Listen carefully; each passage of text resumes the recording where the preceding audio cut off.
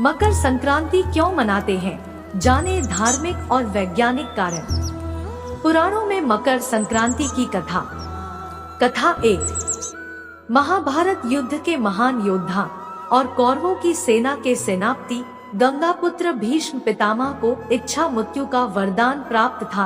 अर्जुन के बाण लगने के बाद उन्होंने इस दिन की महत्ता को जानते हुए अपनी मृत्यु के लिए इस दिन को निर्धारित किया था। भीष्म जानते थे कि सूर्य दक्षिणायन होने पर व्यक्ति को मोक्ष प्राप्त नहीं होता और उसे इस मृत्युलोक में पुनः जन्म लेना पड़ता है। महाभारत युद्ध के बाद जब सूर्य उत्तरायण हुआ तभी भीष्म पितामह ने प्राण त्याग दिए। भीष्म के निर्वाण दिवस को भीष्माष्टमी भी कहते हैं। कथा 2।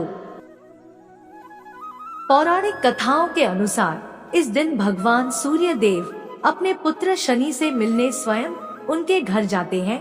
चूँकि शनि मकर राशि के देवता है, इसी कारण इसे मकर संक्रांति कहा जाता है। कथा 3। एक धार्मिक मान्यता के अनुसार संक्रांति के दिन ही मां गंगा स्वर्ग से अवतरित होकर राजा भागीरथ के पीछे पीछे कपिल मुनि के आश्रम से होती हुई गंगा सागर तक पहुंची थी। धरती पर अवतरित होने के बाद राजा भागीरथ ने गंगा के पावन जल से अपने पूर्वजों का तर्पण किया था। इस दिन पर गंगा सागर पर नदी के किनारे भव्य मेले का आयोजन किया जाता है। कथा 4। माता यशोदा ने संतान प्राप्ति श्री कृष्ण के लिए ही इसी दिन व्रत रखा था। इस दिन महिलाएं तिल, गुड़ आदि दूसरी महिलाओं को बांटती है। ऐसा माना जाता है कि तिल की उत्पत्ति भगवान विष्णु से हुई थी, इसलिए इसका प्रयोग पापों से मुक्त करता है।